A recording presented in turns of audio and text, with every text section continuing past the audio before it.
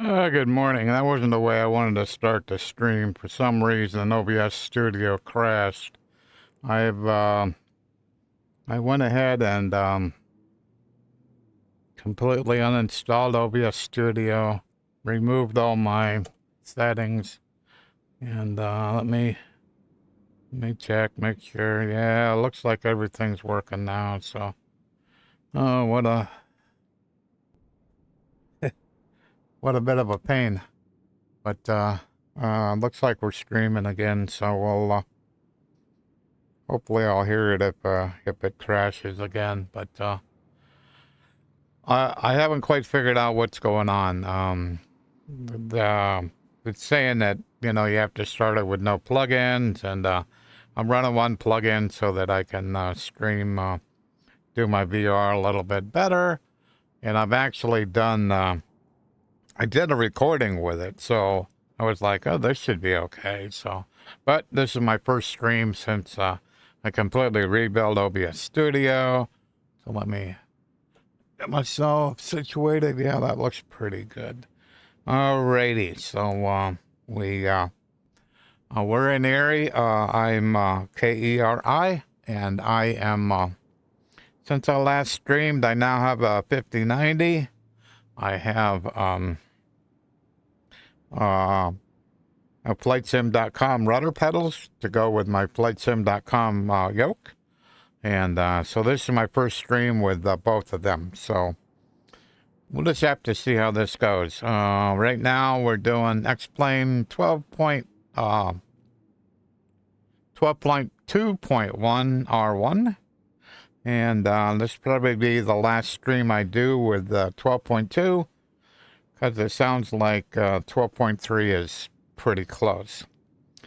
So we're going to do, since this is just really a quick test stream, I'm just going to fly over to a nearby airport and kind of show off some features of pieces of beta software from FliteSim.com that allows me to do an X-Plane replay. And when I play it back, it actually, the yoke will actually mimic what I did. So it's pretty slick. So without further ado, I'm running a rep airplane, so I better pay attention to how I get this thing started. So we'll turn on that, turn on the bacon, wait for it to start up here. So we're going to turn on the fuel pump. And give it some fuel flow. That should be enough. Pull it back, fuel pump off.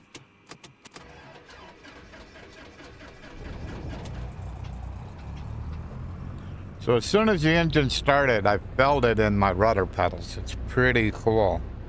So when you have the RPM down below about 1,000, you'll actually feel the rudder pedals kind of vibrate a bit. It's pretty slick. So it kind of, rep will warn me if I get too much below 1,000. It'll kind of warn me, but it's kind of cool. The rudder pedals will do the same thing. So, all right, got the avionics on, taxi light on. Wait for the thing to start up here. Cool. What do we got dialed in here? So 118. Oh, that's supposed to be 10.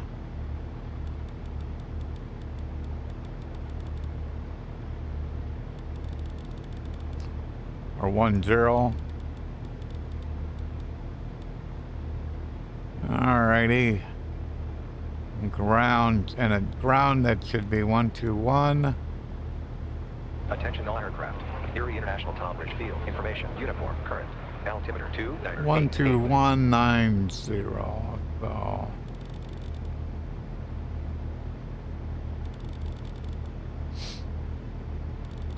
Whoops.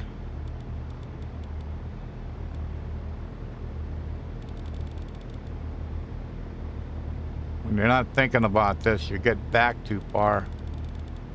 And you grab the big one.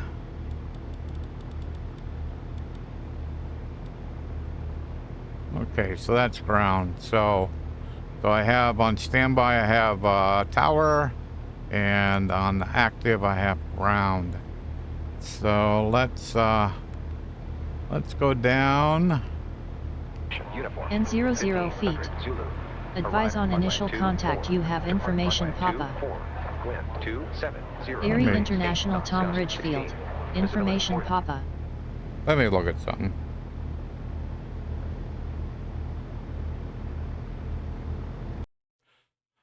Let me look at sounds. Huh.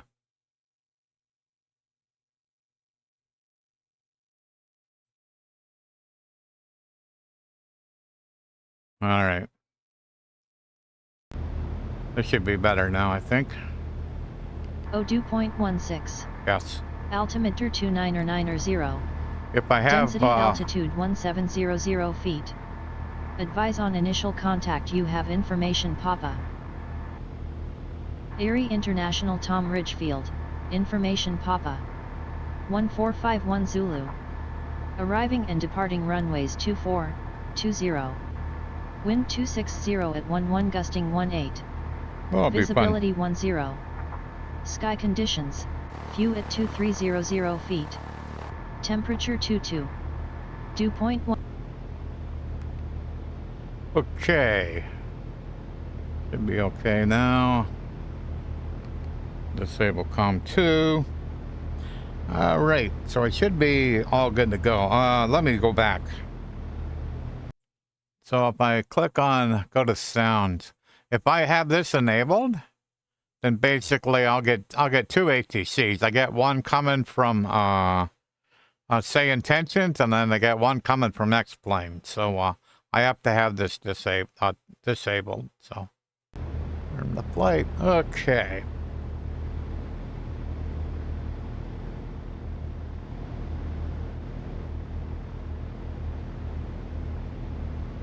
Ground Cessna 6 Bravo Golf. Request taxi to runway 24.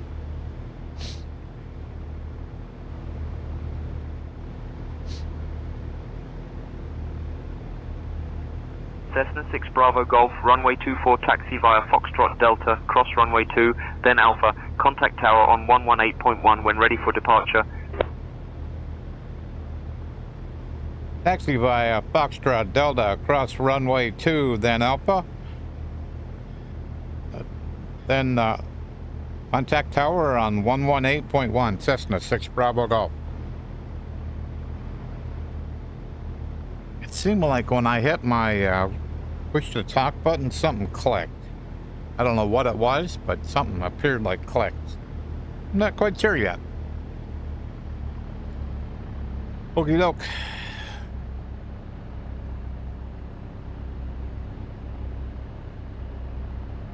I'm gonna move that window kind of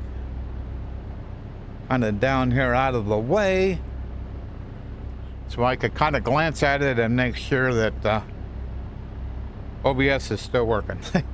Alrighty, so we're ready to taxi. So a parking brake.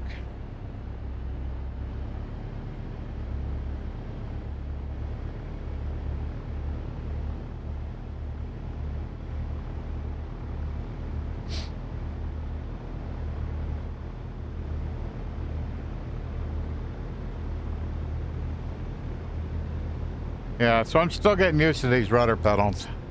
They're pretty nice, but they're taking some something getting used to.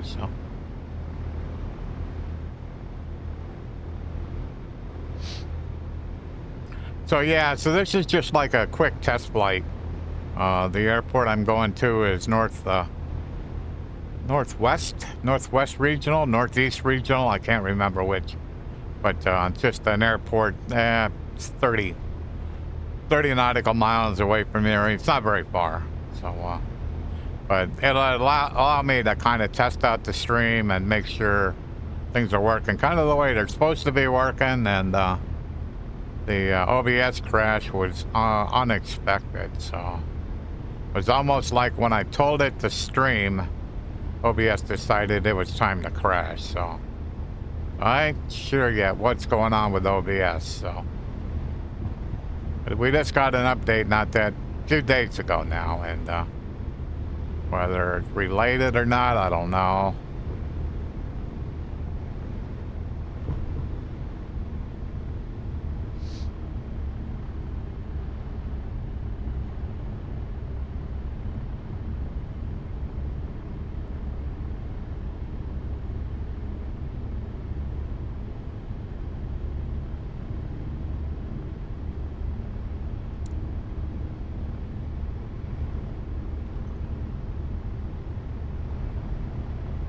See how my altimeter's off. We'll need to fix that, but I ain't gonna do it while I'm taxiing.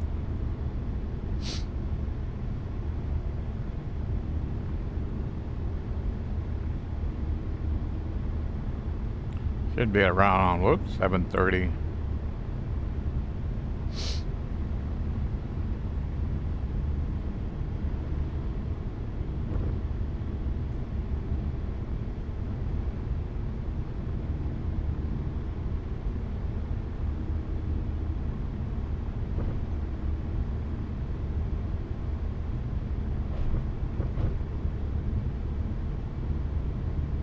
Trying to keep on the center line here, but I'm not quite working.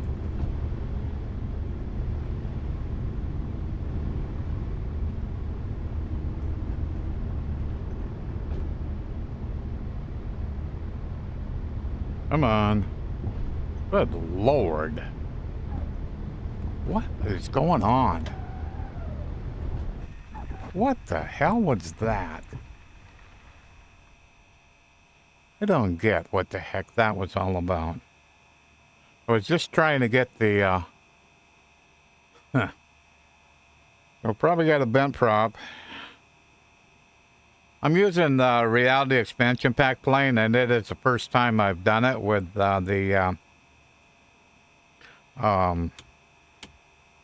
with these new rudder pedals. Whether it's related or not, I don't know, but I'm quite disappointed. Let me, okay, I got the plane all shut down. Let's see if we can recover from this. So, plugins.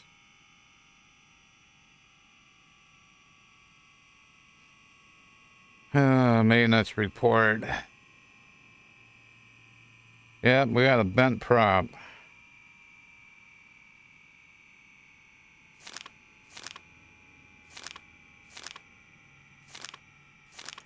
Alright, I think I'm okay.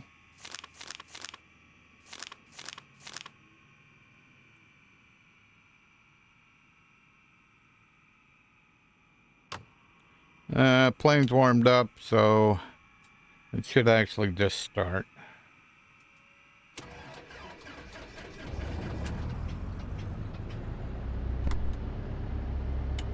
That was weird. This may come back to haunt me.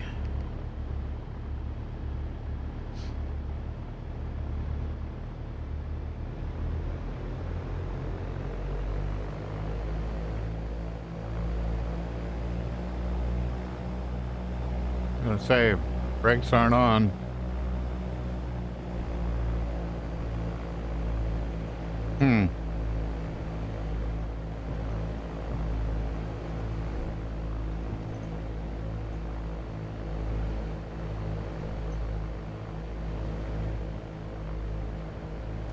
Yeah, I was having a hard time kind of keeping it going down the center line. So I'm really not sure what's going on quite yet, but we'll stick with the rep plane for right now, and see where we go. Cessna 6 Bravo Golf, contact tower on 118.1. Have a good afternoon. Contact tower, Cessna 6 Bravo Golf. All right, so I'm gonna stop right here. Got the brakes on. Go to 7:30. Thereabouts. Okay. I'm on tower. Let me get over to turn landing light off, taxi up. Now, strobes. Let me get over here. We'll see how this goes. This is not... Quite a bit of this isn't as I had planned.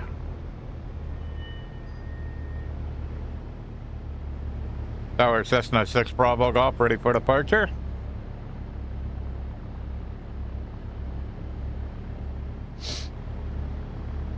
Cessna 256 Bravo Golf, Erie International, Tom Ridge Field Tower, runway 24, winds 260 at 11, gusting 18, cleared for takeoff. Cleared for takeoff, Cessna 6 Bravo Golf.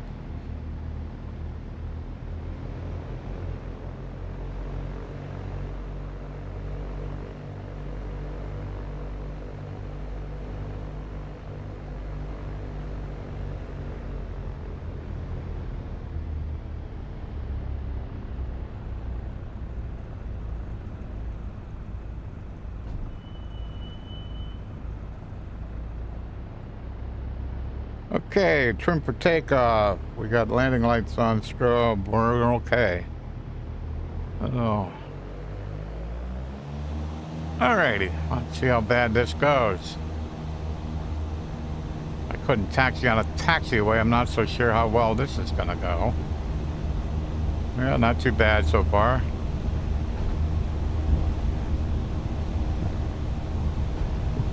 Okay, up we go. All right.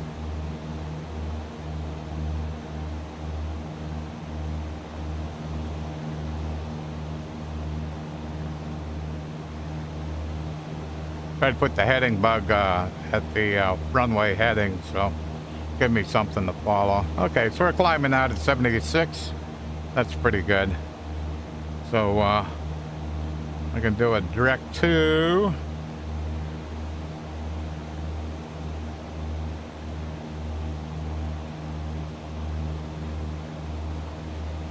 H.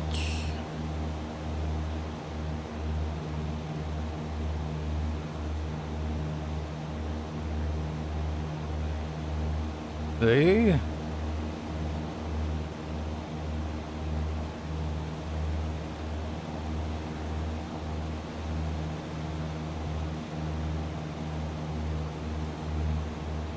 Whoops.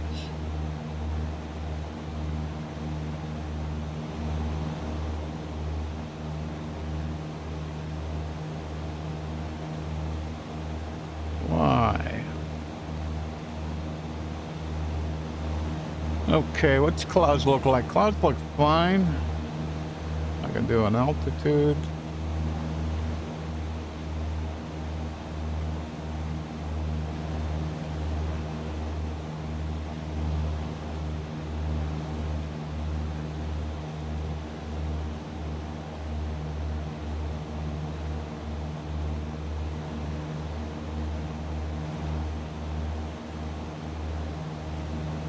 Okay.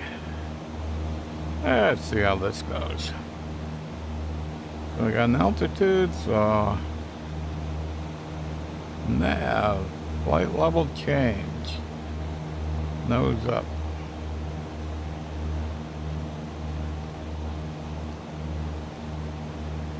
Do 80 knots, climb out.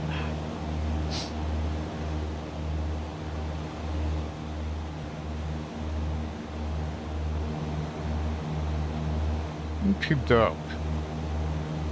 Everything's looking fairly good. So we're climbing out about 700 feet per minute. I was a little worried about an overclass layer, but or a broken layer, not a broken, a few layer, but doesn't look like I see it. So we'll be okay. Okay, we're 27 miles away from the airport we're going to, so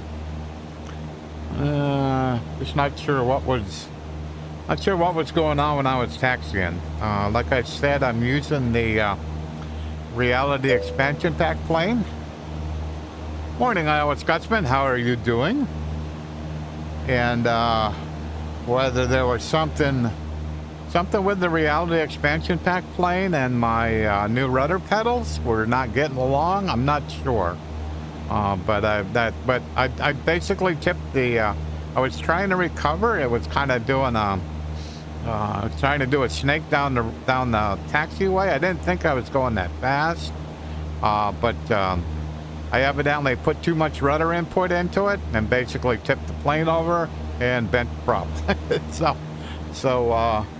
Yeah, you don't want to tip the plane over if the engine's running, and so I bent the prop. So we have a new prop, and we're just getting up to altitude right now. So, like I said, I'm not sure what made that happen. It's all kind of new. Because generally I haven't been using the Reality Expansion Pack airplane, so I've just been using default. So, but I wanted to, for the stream today, I wanted to use that airplane, but we'll see if it was a mistake. So.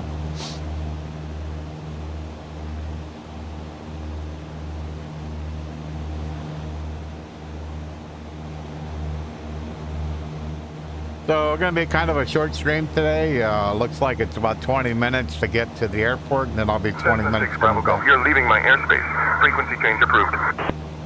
Frequency change approved. Cessna 6 Bravo Golf. Okay, so let me get down here. I want to look at the 118325.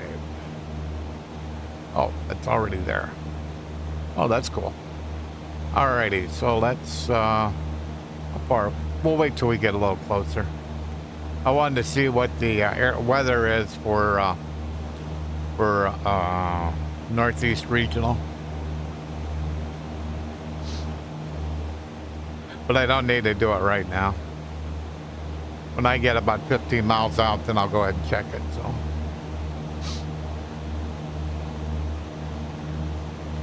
Okay. So I'm still waiting for my Bigscreen Beyond 2E.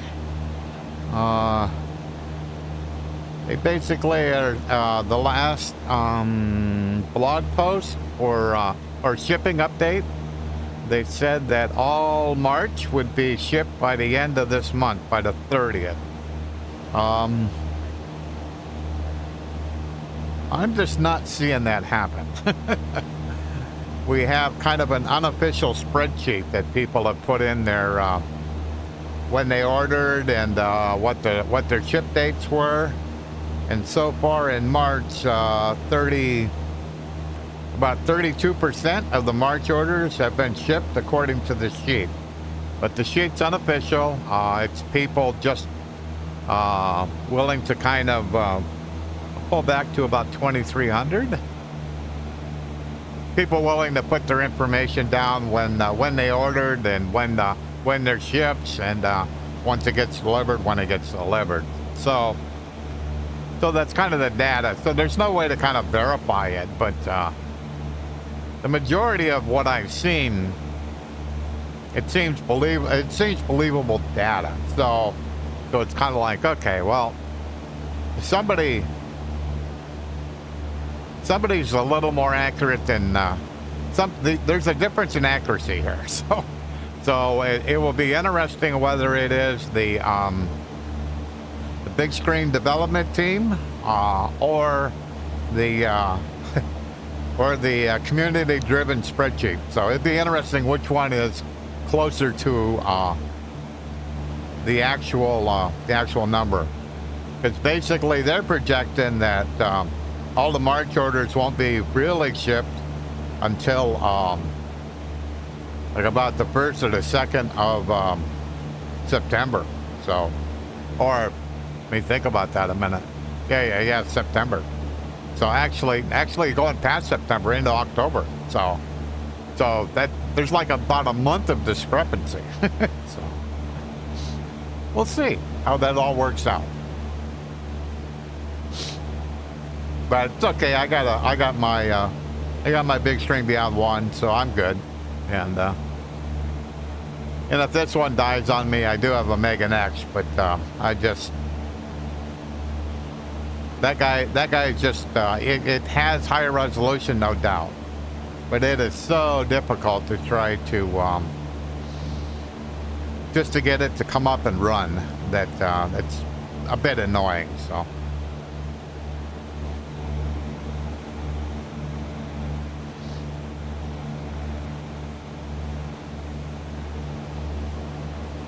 when I get done, I'll have to look at the log for OBS and OBS Studio and figure out what the heck it was unhappy with. So the fact I just started it back up and that was okay. I'm not sure what's going on here.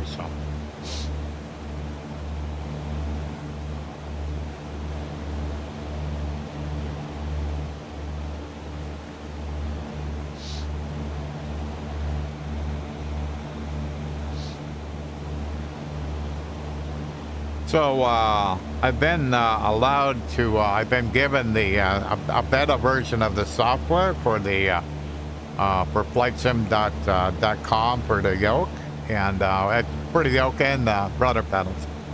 And what it allows you to do in X-Plane is pretty cool.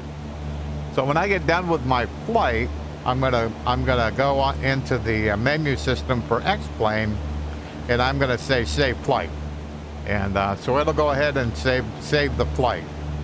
At that point in time, I can actually load the flight. So I can basically load it, and the yoke, not only will it replay the flight, but the yoke will actually mirror what it was doing during that part of during all of the flight.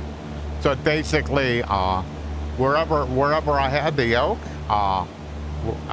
it's what it's gonna replay that using the force feedback part of the yoke. So it is a very, very, very cool feature. So that's new. And the other thing that's new is that you could do like with the new version of software that's pretty close to releasing. You can do a shared cockpit. So basically across the internet, wherever, you have like a slave and a master. So wherever, if you're the master and you move your yoke, the slave it's going to move with it across the internet.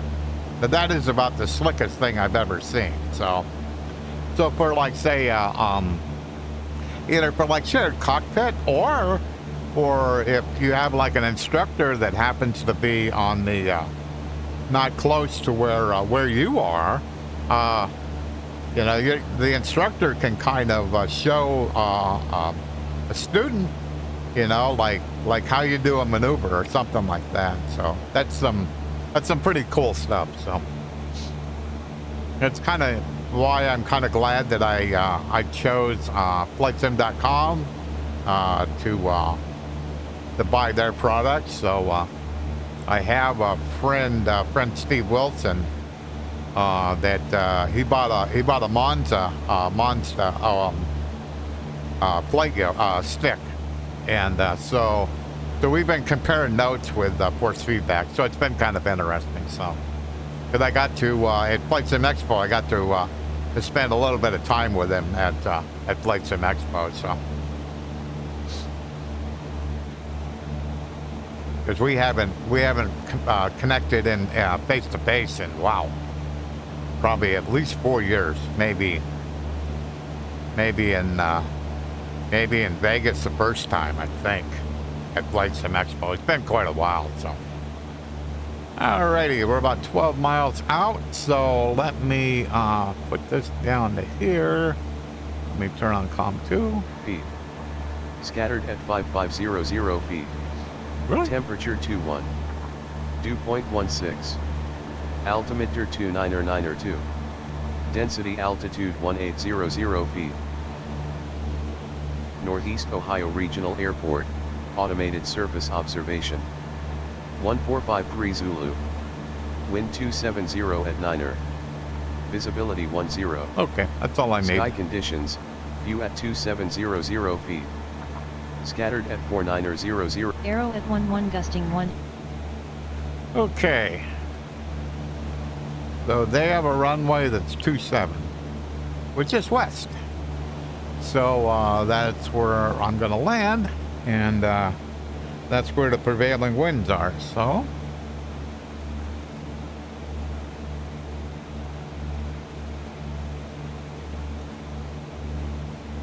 the rep airplane is quite a bit different. I can see it right now in the trim. In the rep airplane, I have way more nose up, nose down trim than what I have in the default airplane. Quite a lot. Like maybe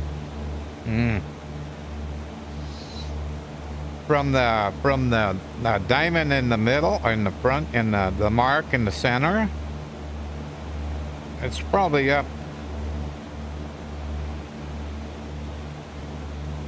a third, maybe more.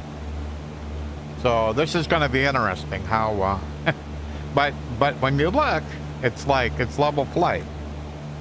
So there is something going on with that. So let me see here, what do I need to do? So I got a CTAP 122.80. So 122.80.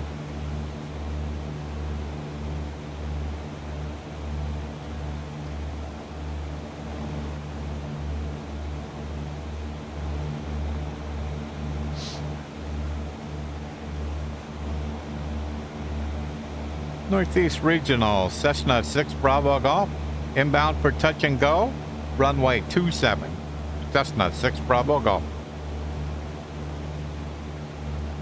All right, let's get this out of autopilot.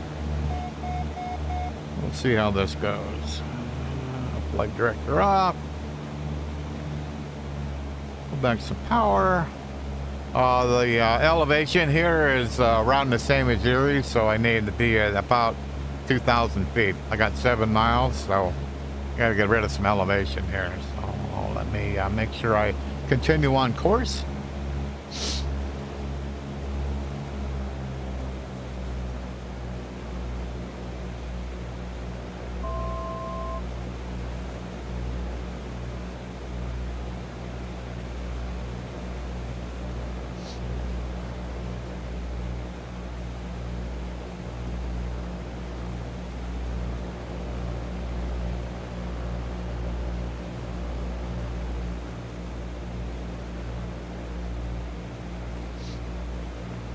Yeah, we'll see how this trim works out for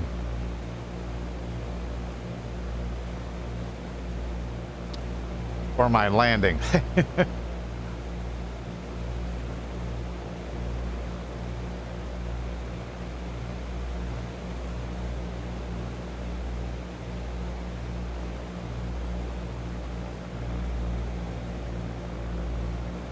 So I want to keep the RPM about 2,000 right now. I'm trying to get rid of some altitude. So I'm just looking at the carrot here to see. Whoops, drifting a little to the right here. It was looking pretty nose down, so.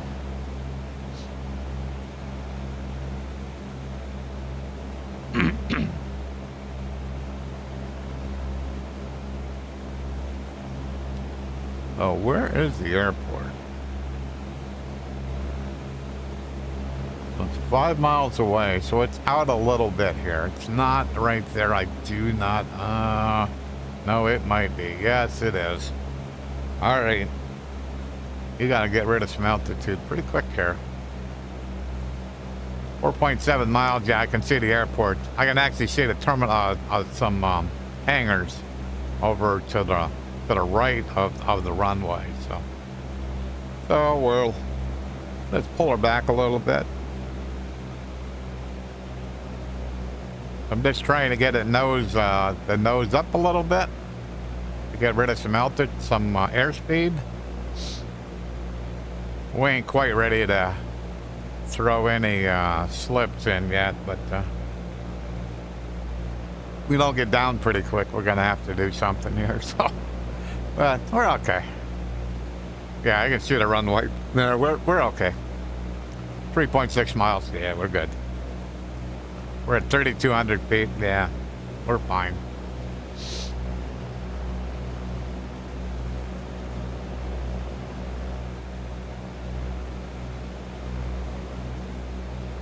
What will be more interesting, not necessarily the landing, but the climb out will be kind of interesting, where the, depending on where I can get the trim wheel to. Because we were trimmed for takeoff when we took off, and we climbed out at about 76, so trying to think. That's a little bit low, so I think it should be maybe 80. So we'll just have to see how this all works out. So, but all in all, I am so happy. You know, there's no way in my house that a motion platform rig would fit without building another room. So that just ain't gonna happen. So so I've been pretty happy how with adding a force feedback yoke and then a set of force feedback rudder pedals and flying in VR, how much that has improved the immersion. It's improved it a lot. So, nope, still a little slow here. There we go.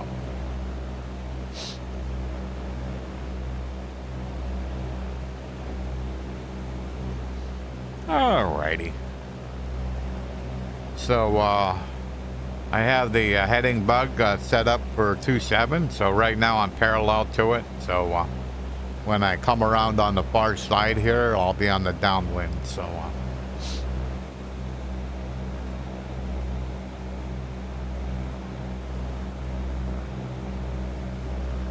Kadoke. The other thing I'm kind of trying to test is the view out here. So when I'm like looking right straight ahead, I mean, I can see over the nose, I can see the landscape in front. If I'm over here, I can see quite a bit closer to me. And so I'm trying to, in the stream, portray that. So, and the when I did the recordings, it looked fairly good, so I was pretty happy. So, okay, so we got a 4-lane highway here, and so I'm gonna go up the 4-lane highway, and that'll set me up for the downwind. So I'm just trying to stay just about level flight here. I'm probably a little bit high, but that's okay. Over here, it'll be fine. Get over on the downwind, I may want to get rid of a little bit of altitude, but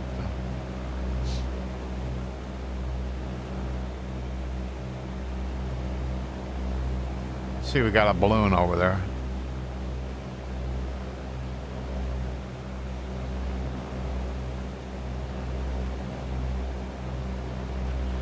Yeah, so the kind of seeming like they keep hitting and hitting and hitting that 12.3 isn't too far away, so more than likely the next stream I do will be with 12.3 public beta. So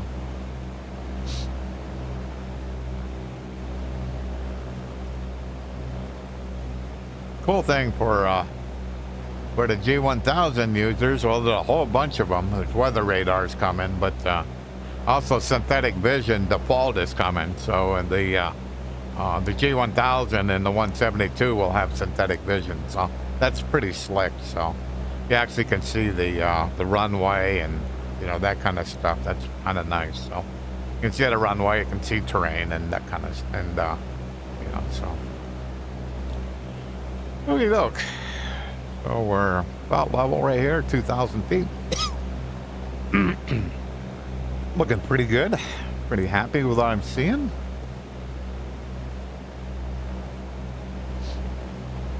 Northeast Regional, Cessna 6 Bravo Golf, downwind, runway 27. Inbound for touch and go, runway 27. Cessna 6 Bravo Golf.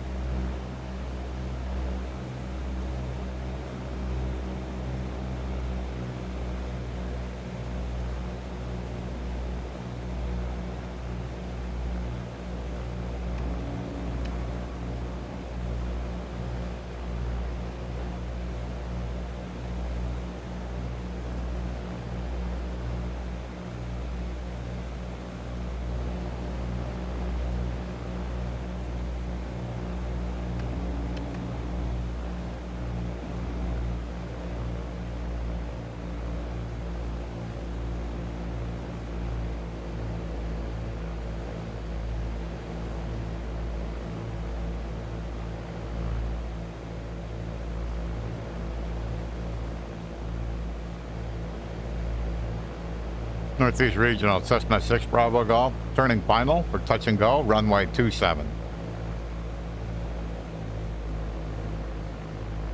I'm a little bit high.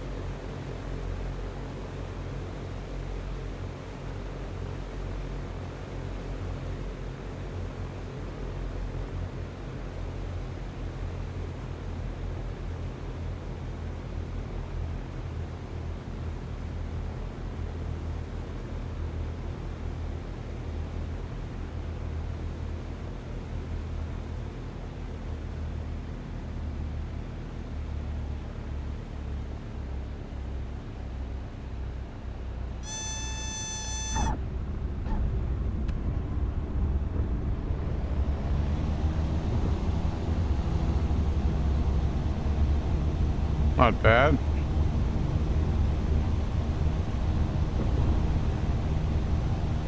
Up we go. Yeah, that didn't turn out too bad. I was a little bit high and just kind of just waited it out, didn't force it.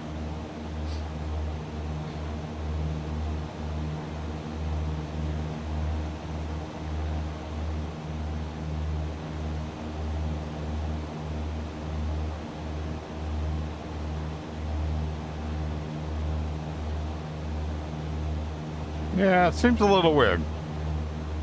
It's climbing out at around 67.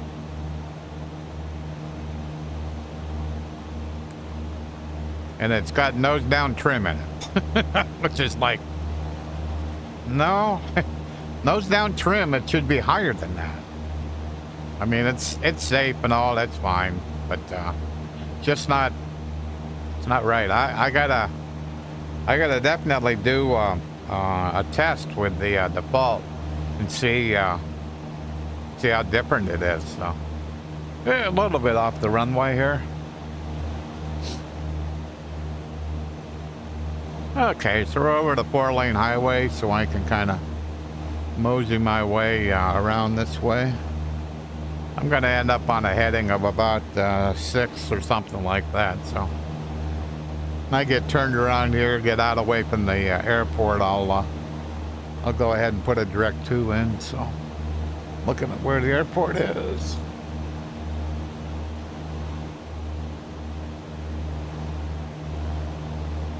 I didn't drift that far, did I?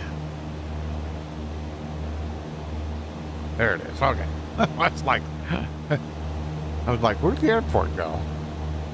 I was thinking it was over there. I didn't drift that far. I drifted a little bit, but not that far.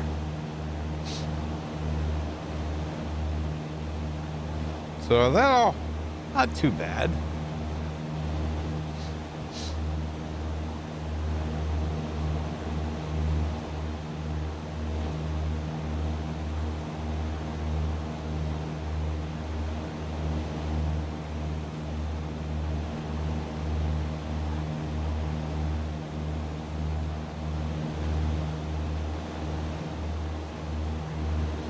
Okay, on our way back to Erie. Put a direct 2.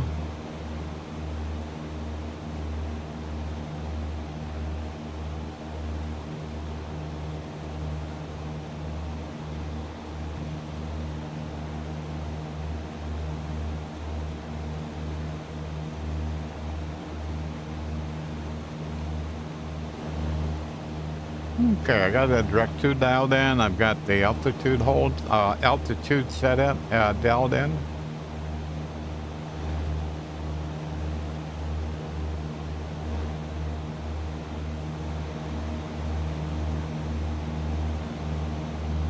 So it looks like I'm on a pretty good course. So we'll hit AP. Ooh.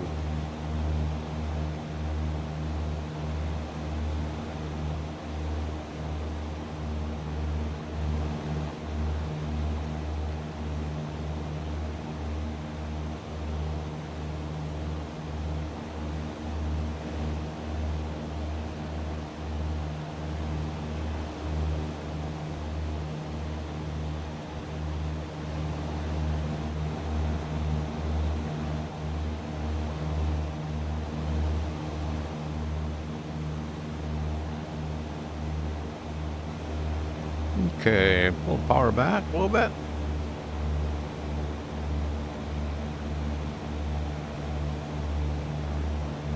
It's 2300, so that should be good. Should get us up around 90 knots, so. So we're 28 nautical miles away from Erie, so.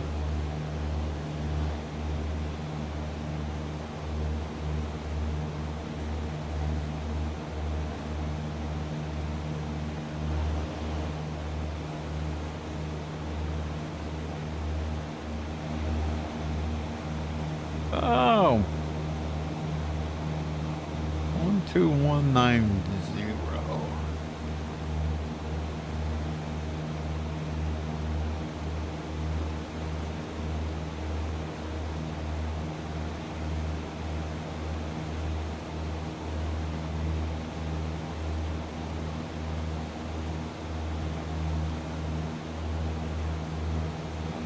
Oops.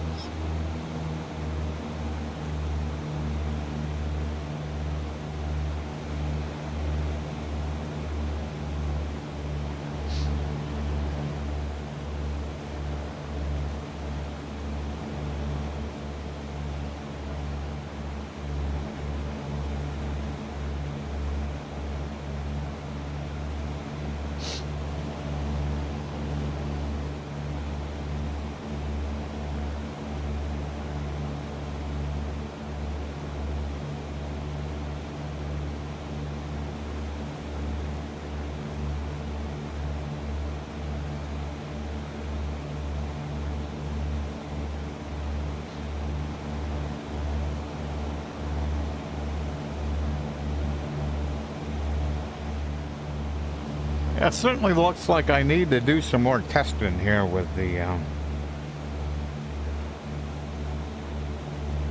trims. Because the fact that it's like a force feedback yoke, so but what it means is that as you trim the airplane, the yoke moves back and forth depending on where it's trimmed at, and so depending on the aerodynamics of the airplane can have some influence over that. So what I am not so sure about is if I find it up, how can I fix it? That I am not sure about quite yet. But it's not off far enough that it isn't like I had any issues doing even though the trim was up above the trim for takeoff mark by a bit. It wasn't like it affected my landing, my flare, and my takeoff. It didn't seem to affect that at all. It was all well within control. So that's kind of what's important. Is it may not be the same, but it's still relative to this plane. It's okay. I don't find a big problem with it, but it's just something I'll have to investigate.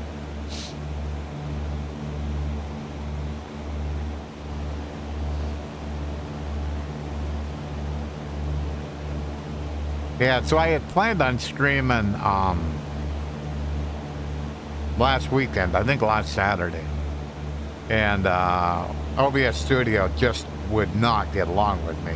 Every time I went to check on the audio to make sure that I'm using the audio for the Bigscreen Beyond and the mic for the Bigscreen Beyond, every time I went to check it, it would just do a crash of desktop. So I played and played and played. I tried to reinstall it and leave all the old parameters in. That didn't work.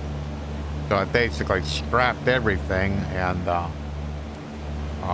reinstalled OBS Studio, and then had to basically start from scratch. I did have some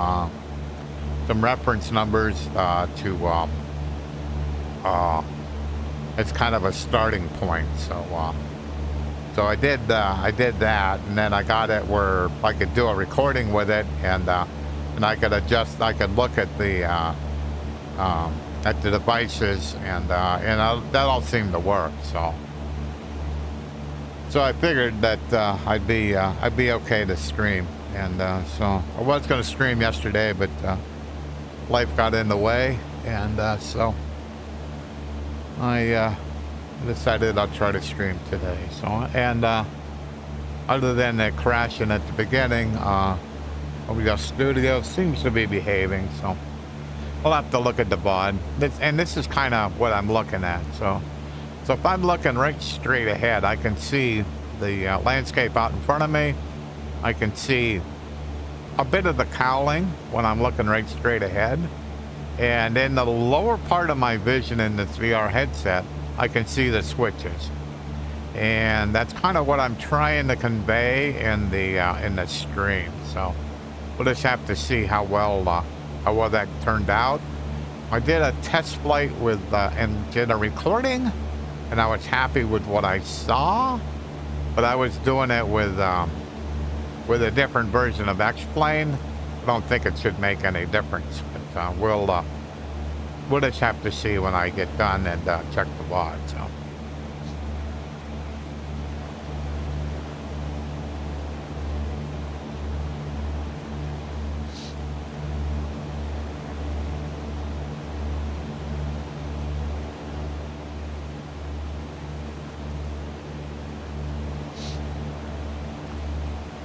So all in all, I'm pretty happy. So I'm running this headset is 2560 by 2560, and I'm running it, I think, at 3560, if I remember right, something like that. Yeah, 3560 by 3560. So I'm super sampling it quite a bit, and I can get away with that because now that I have a 5090, gives me a little more headroom to kind of super sample a bit and make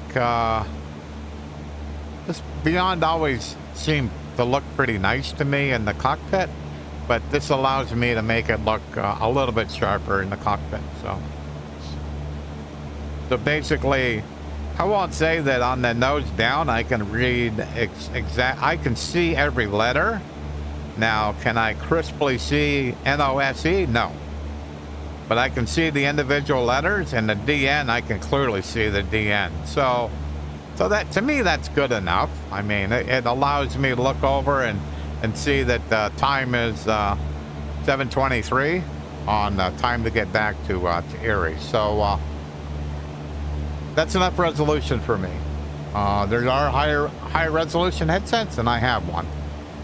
But it's for me, it seems like it's too big of a pain in the butt to try to run, and there's too many. How should I put this? Kind of like a headset that I can kind of like just turn on and use. I don't like a headset that I can have to turn it on. I have to follow a specific procedure for it to turn on correctly. That's just annoying to me. So, and that's what the Megan X is that it has to be started a certain way. I have it fairly easy to start up, but not as easy as the Bigscreen Beyond. Because the Megan X, I have to turn, basically I have a remote outlet that I basically turn on, and so I have to turn on my base station. So I use my phone to turn on the base stations, and then I power up the Megan X. And then from that point forward, if I start up X-Plane and say I want to go in VR, it'll basically start up VR. It'll start up Steam VR. It'll start all that up for me. So it's much easier than what it was when I first started, but it's still just not as easy as the big screen. So it will be fun when I get my Bigscreen Beyond 2E. And there's one of those flickered black clouds. it will be interesting when I can do a head-to-head on those two headsets. Alrighty, we're that 9 miles out. I'm on tower, so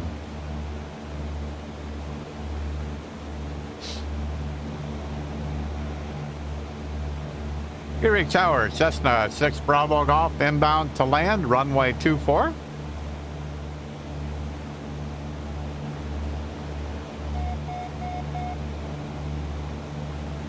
Cessna 256 Bravo Golf, Erie International Tom Ridge Field Tower. Enter left downwind for runway 20. Request landing on runway 24, Cessna 6 Bravo Golf.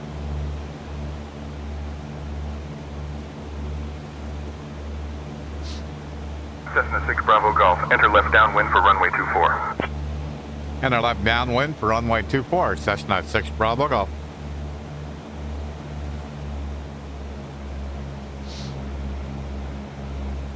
Cessna 6 Bravo Golf, continue on left downwind for runway 24. Roger. Okay, we're at 3,400 feet. I can see that runway in front of me, so get rid of some power here.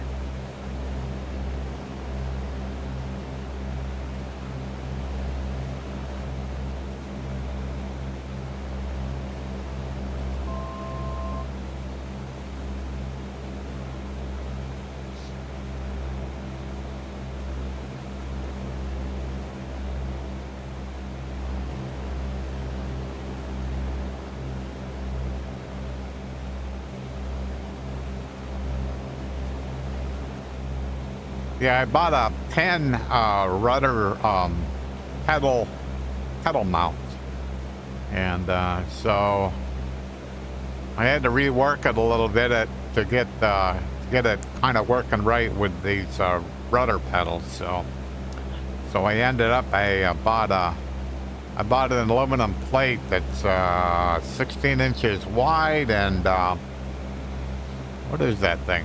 26 inches long, something like that.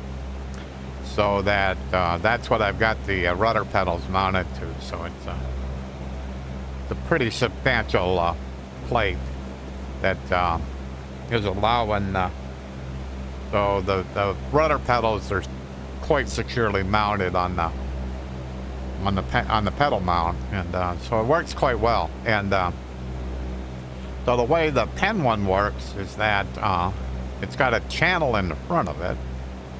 Basically, you drop your two wheels of your chair. I have a gaming chair.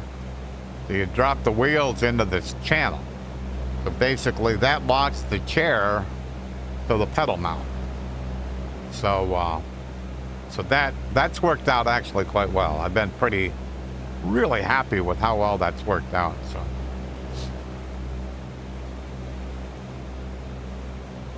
Trying to get rid of some airspeed here. I'm about 90 knots. It's a little bit quick.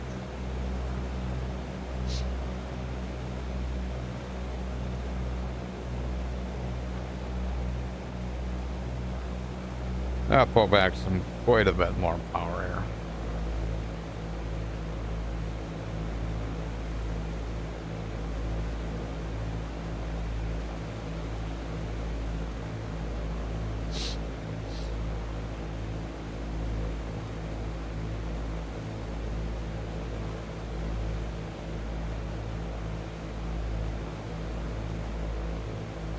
I would like to be, when I'm kind of alongside the runway here, be about 2,000. Looks like I'm going to get there, so.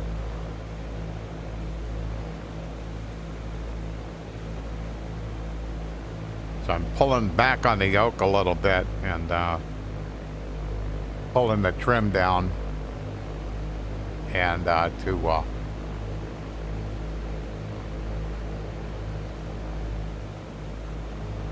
try to get my airspeed down, so.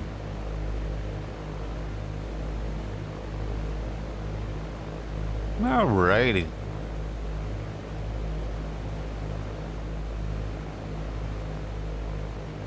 Erie Tower, Cessna 6 Bravo Golf, downwind runway 24.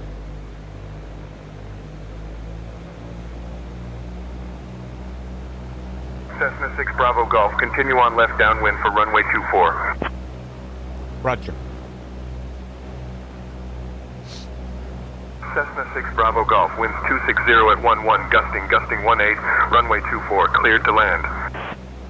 Cleared to land, runway 24, Cessna 6 Bravo Golf.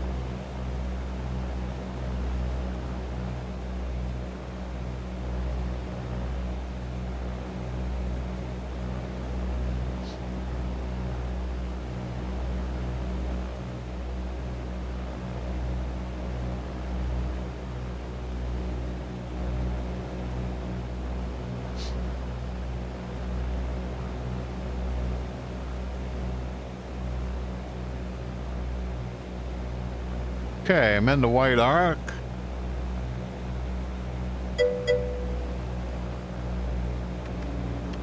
Hello, Captain Bombassa. How are you doing?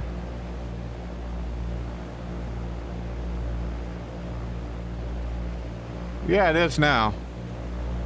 OBS decided it wanted to crash on me when I started. But I restarted it and it's okay now, so. Alrighty. One more notch of flaps. Should be okay.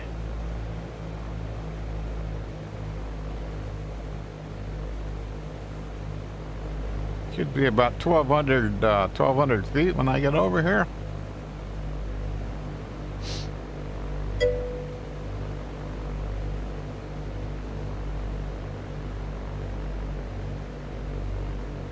Me too.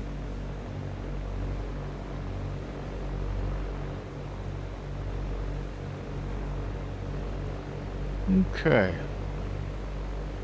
Tower Cessna 6 Bravo Golf, turning final. Full stop landing.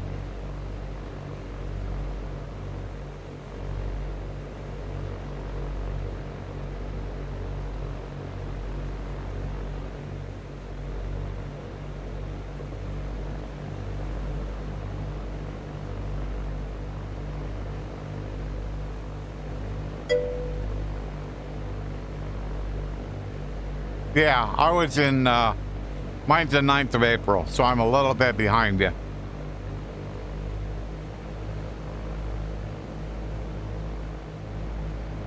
So we got 20 degrees of flaps in here. Not looking too bad.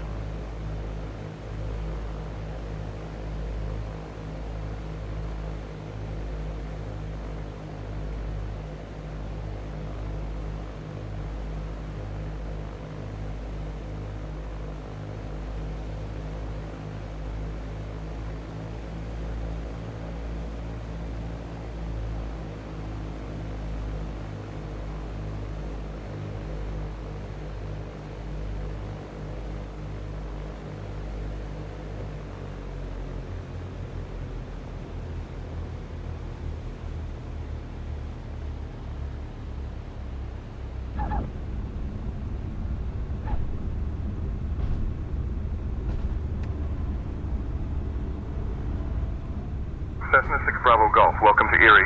Contact ground on 121.9er. Contact ground, Cessna 6 Bravo Golf.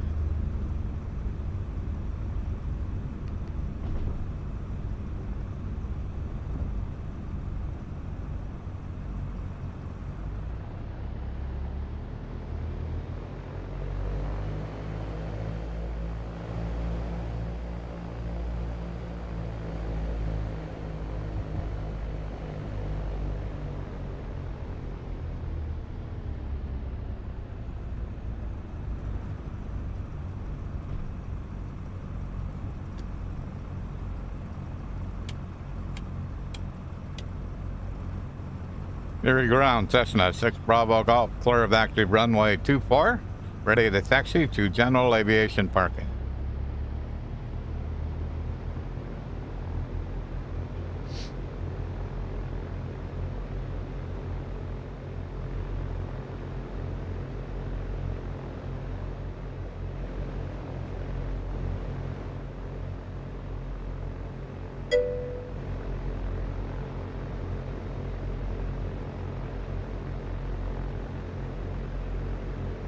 I would say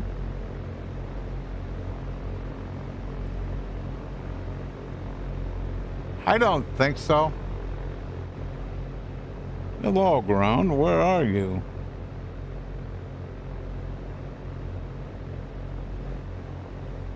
Ground, Cessna 6 Bravo Golf. Request taxi to general aviation parking. Now, I don't have a lot of artifacts. I mean, do I see some shimmering Cessna 6 like... Bravo Golf, taxi to general aviation parking via Alpha Delta. Have a good day.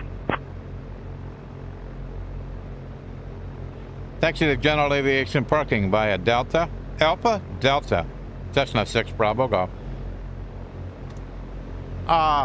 So let me park right here for a minute.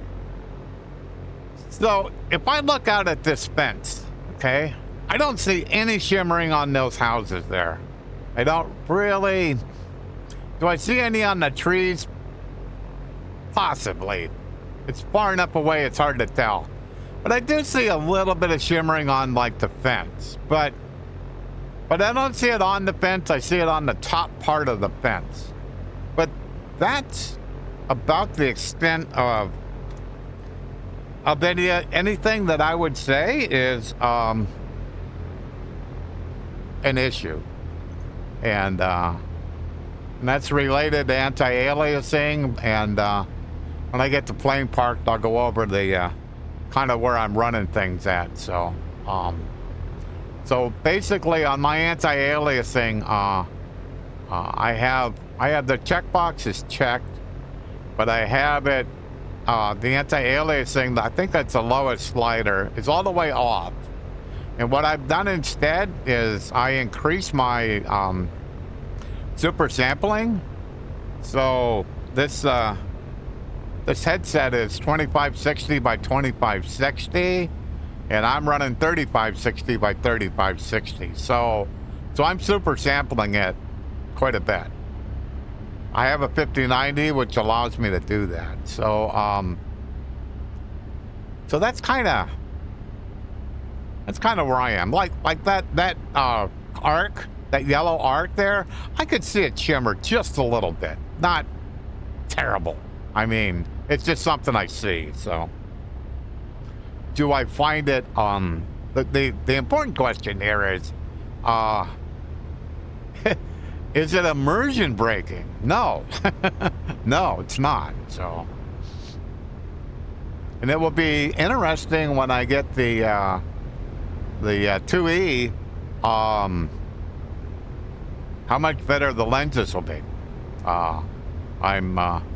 I'm hearing they're better, but then you hear people, you know, in the forums and stuff, you know, that wow, they're not good at all. But when you kind of like, well, where are you coming from? In other words, what headset do you have, and what kind of lenses are in that? I'm quite frankly only looking at people, listening too much to people that basically have a Bigscreen Beyond One. Because if you're coming from a spheric lenses,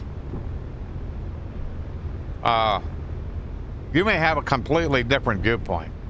Because spherics, because of how they work, they, how should I put this? Well, first of all, it's going to be brighter. So it's going to be brighter, and because it lets more light through.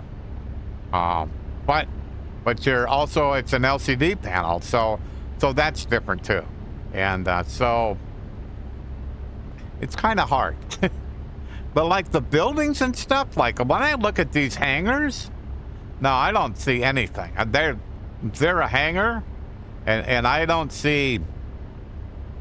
It's a really nice image, you know. The only thing I will say is, like I said, on the fence.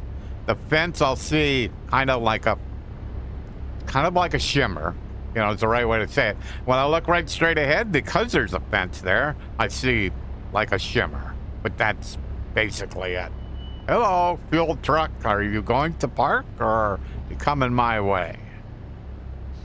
Not sure if my wing's going to clear you if you don't get out of my way.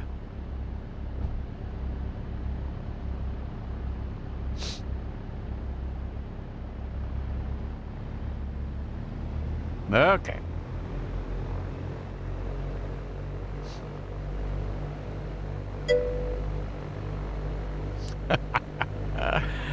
I know the truck because I put him there.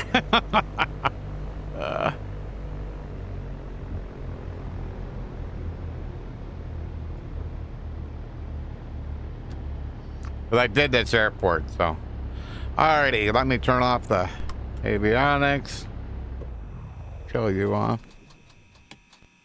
So when I kill the engine, I feel it in the rudder pedal. So as I pull the mixture back, when it cuts off, the rudder pedals go like this. they kind of shake a little bit. It's because on the software, there's a way where you can adjust like what the minimal, basically like where it thinks the engine is smooth, and I have it set about 1,000. So when it's at 1,000, I was probably at 1,100, 1,200, and then I pulled the mixture back. So as it drops through to 0, you know, then it's gonna be rough when it stops. So and I have the rudder pedals a little bit more pronounced than what I do with the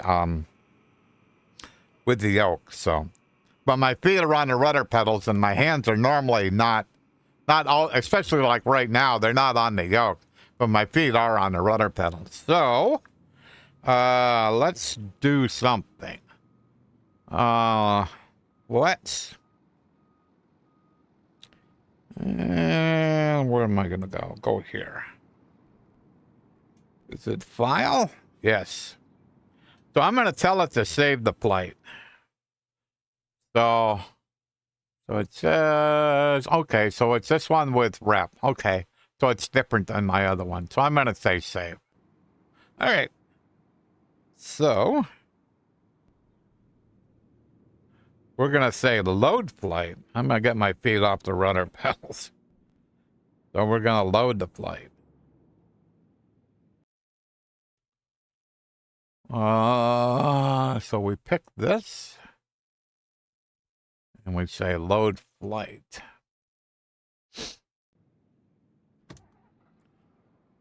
So we're in replay mode.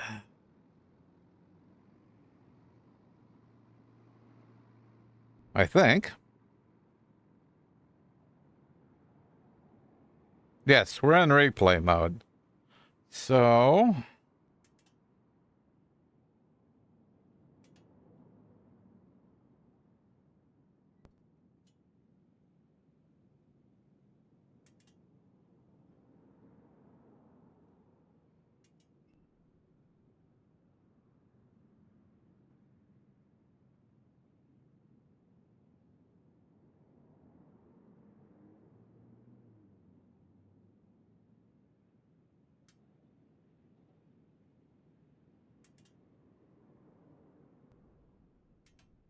trying to figure out what's going on.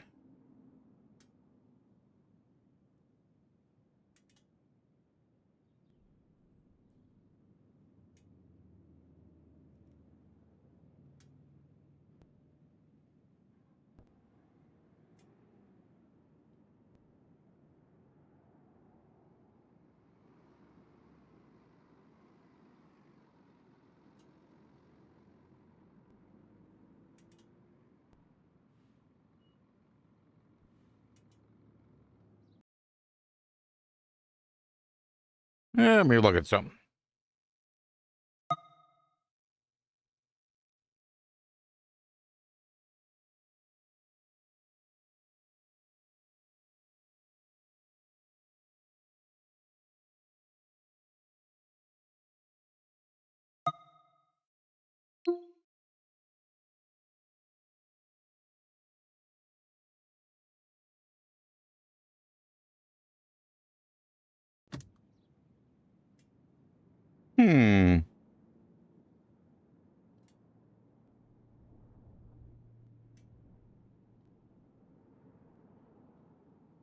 Something ain't working right.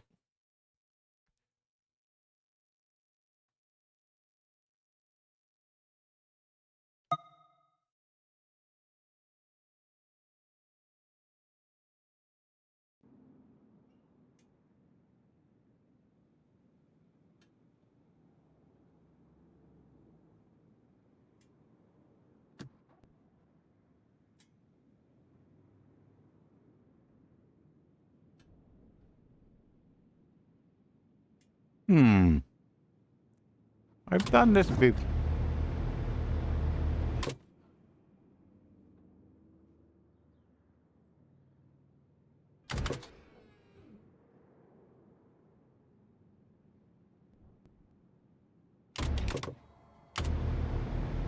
Okay.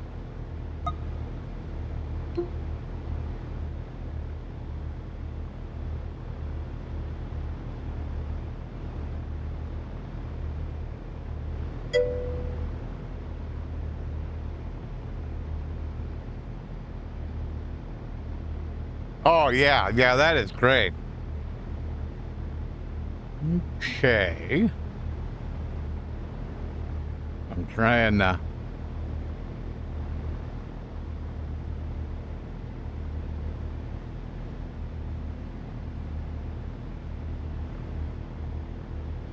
So basically, I'm in replay mode.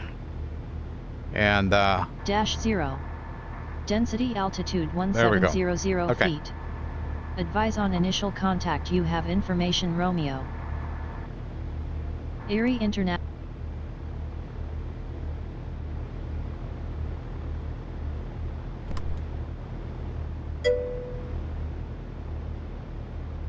National Tom Ridgefield, information Romeo. 1451 Zulu. Arriving and departing runways 2420. Wind 260 at 11 gusting 18. Visibility 10. Sky conditions. Yeah.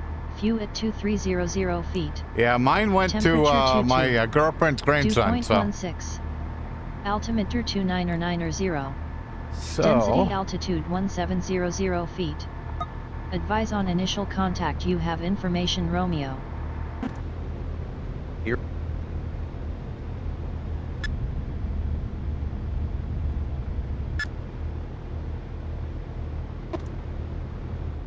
okay. So basically, I'm in replay mode, and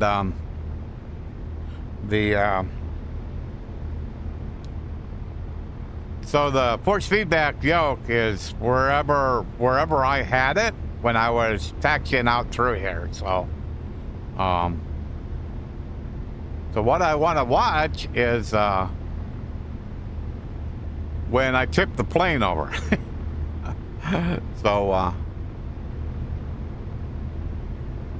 yeah, so I can watch the rudder pedals when I'm making the turn here.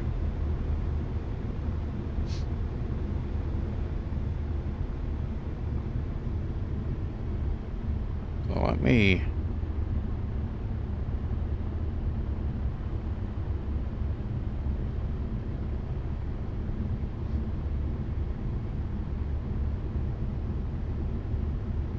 So I'm having like a hard time. I'm not so sure why, but I'm having like a hard time trying to keep... Normally I can go right down this yellow line and keep it right there. I mean, I don't have any trouble at all. But I got new rudder pedals, so it's so basically what you start doing is you start overcorrecting, and you can kind of see it.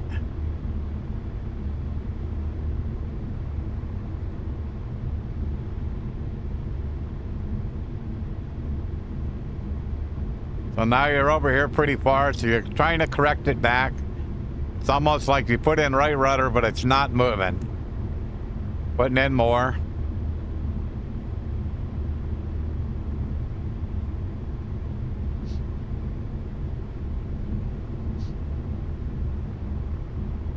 And you're still okay until right about here. So now you're really overcorrecting. So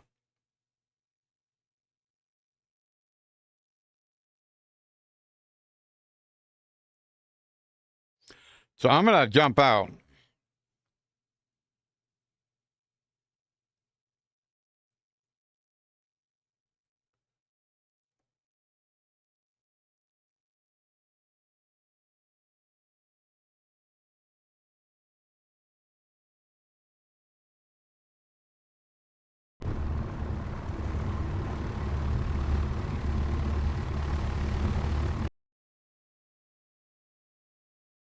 So let me go over here.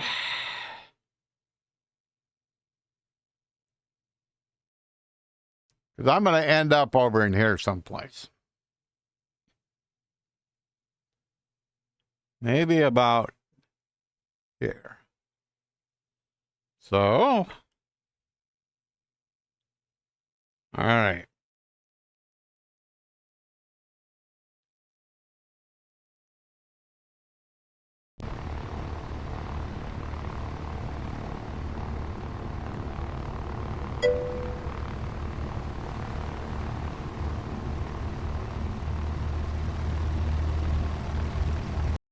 So you can see right there.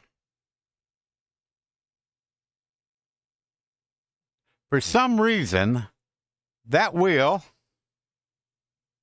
is off the ground. I'm not sure why. Let's go back in the cockpit.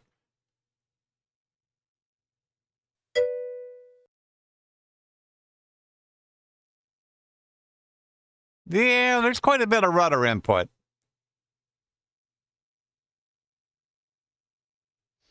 Yeah, you can see it because this is my right rudder. So I've got quite a bit of right rudder input. And because of that, that basically tipped the plane. So it's going to go south from here.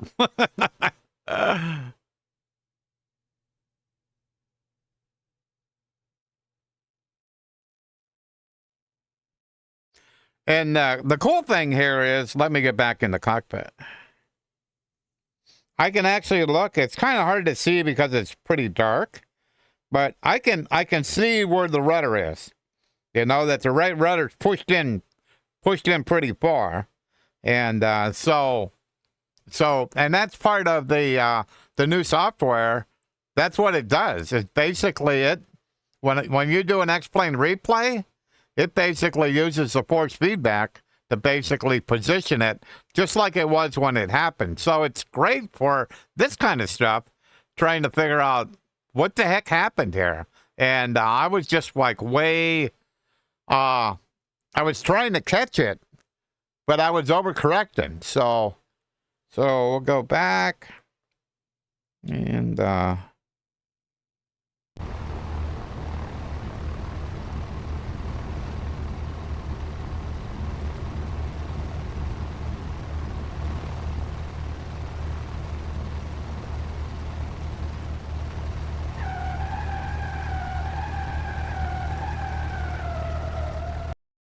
so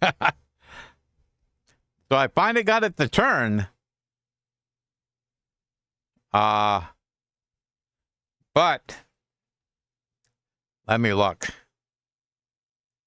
Yeah, so I'm all the way the other way. So I've got full like left rudder in. And she's up. And she's gonna go over. And so let me go back outside. This is fun.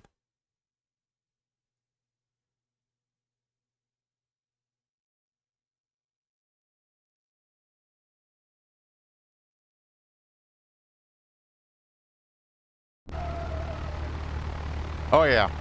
We're going to take prop out. Oh, that's cool. Now that is cool. So, but I could actually see like how much too much rudder I had in, and evidently that will happen. So what I'm kind of curious is, could I kind of do the same thing with the default 172? And not with the reality expansion pack. Okay, that was cool. So hey, go over, find the plane. Yeah, this ain't good. Yeah, if you did this in a real airplane, this would be a pretty expensive deal. Oh my word. Wow. That's crazy. You have to wonder, will a real airplane actually do that? I don't know, but I will have to go ahead and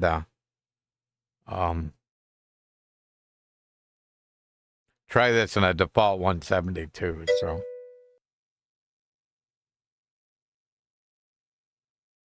Yeah. Yeah, if you give it just too much rudder, basically it kind of would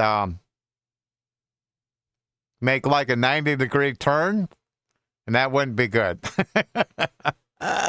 Interesting. Okay, so let me see if I can... So, end replay.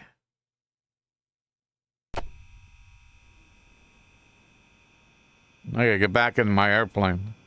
There we are. Okay. Alrighty. I wanted to kind of show that off.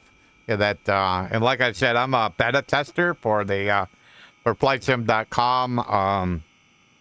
For the new software. The software is it's pretty close to coming out, and so I wanted to, at least at the end of my stream, I wanted to replay it. And especially the fact that I did something really, really crazy. The fact you could replay it and basically the rudder pedals and the yoke basically were mirroring exactly what I was doing at the time. So that's slick.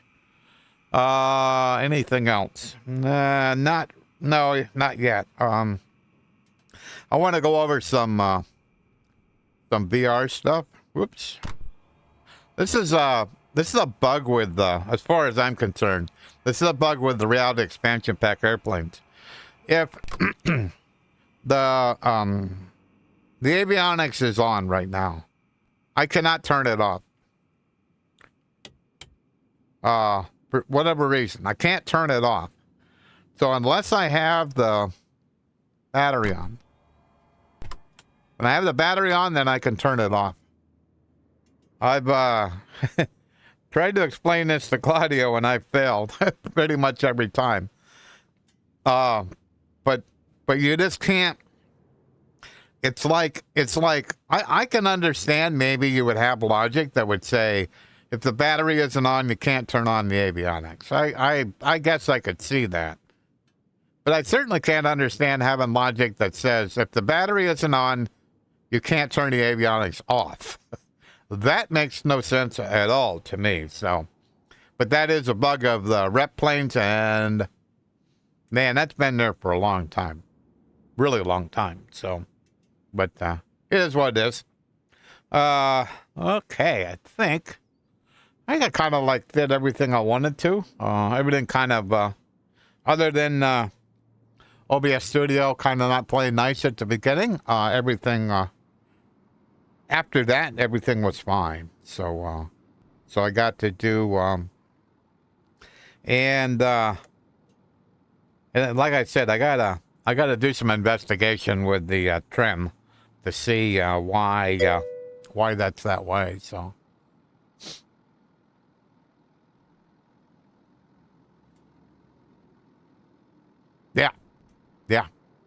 Yeah, that's kind of crazy. I mean, it's like, okay, well, I got to have the battery on. Then I can turn it off. It's like, really? But all the other switches, they don't care. You know? So, I can turn it on with the battery off.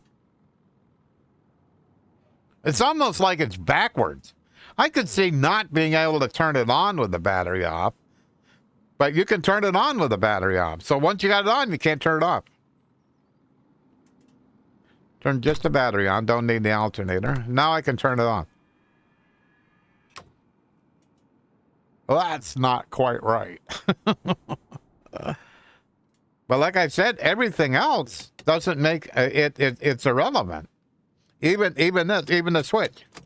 I can't do anything, but I can turn it. It moves. But, oh, well, I'm going to call it a day. And what time is it? 12:30. That's not too bad. And so I kind of did what I wanted to do today, and stream went well. And thank you, everybody who stopped by and said hi. And I'll hopefully by next weekend, I'm kind of hoping that I'm pretty sure I won't have my 2E. That's probably not going to happen. Excuse me. And but we should have a new version. We should have 12. I would think we should be in a public beta for 12.30. Sometime next week, they're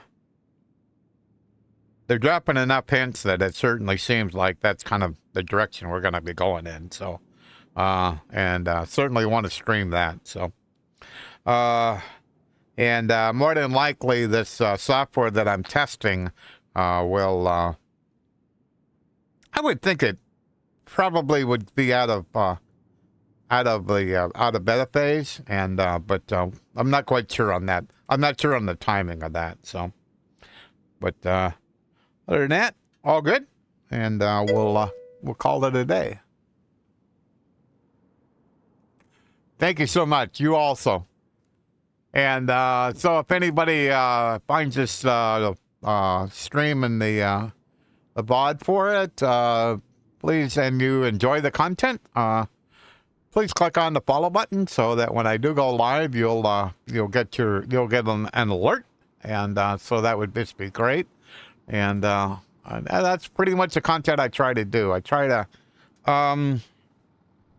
pretty much convey what the fun that I had learning how to fly a 172, and I kind of show that off in VR, and now I get to show it off in VR with a force feedback yoke and rudder pedals. So it's much more immersive, and it's a lot more fun. So thanks much, guys. All have a great day. Bye bye.